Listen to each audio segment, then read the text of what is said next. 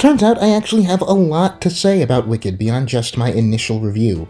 Among those things, I want to consider two reasons why it might be worth making a massive structural change to the second half of Wicked's story by having Dorothy Gale actually show up on screen in part 2. Reason 1 is tone. For those not in the know, Wicked the stage play does this thing where Dorothy's adventures with Lion, Scarecrow, and Tin Man all take place right outside the audience's purview. Scenes take place immediately before or after Dorothy makes an entrance or exit, characters talk about her but never by name, the one scene that she's technically present for, she's just in the other room, that kind of thing. Dorothy's entire place in the narrative is conveyed with a lot of cheeky winks and nods and in-jokes. It's all very cutesy, and thinking about it, I don't think that's something the next movie will be able to get away with. That sort of thing suits the tone of the play more than that which these films seem to be going for. And I imagine a lot of it stemmed from the show's pacing, but also not wanting to deconstruct people's feelings about the original story so directly. Making a big subversive story about the Wicked Witch that skirts around the Wizard of Oz's actual plot points is a cute and clever idea, but as soon as you give Dorothy a face and a voice, you really have to actually reckon with how this little lost girl is still the real most sympathetic player in this narrative.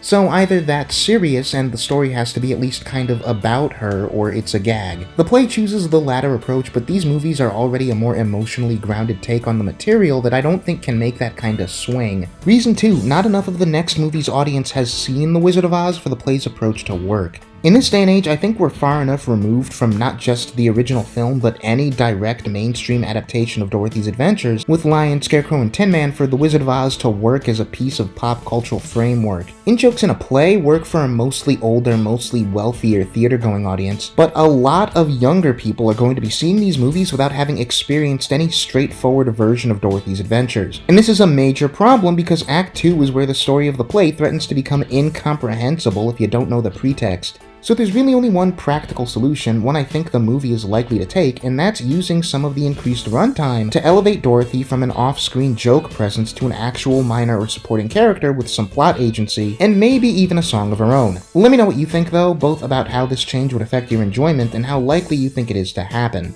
Oh, and like and subscribe too if you could, thanks.